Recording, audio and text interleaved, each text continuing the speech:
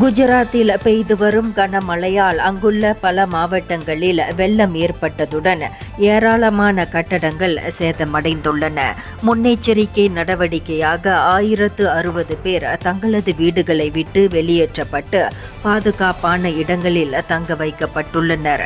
மேலும் 400க்கும் மேற்பட்ட கால்நடைகளும் மீட்கப்பட்டு உயரமான பகுதிகளுக்கு கொண்டு செல்லப்பட்டன.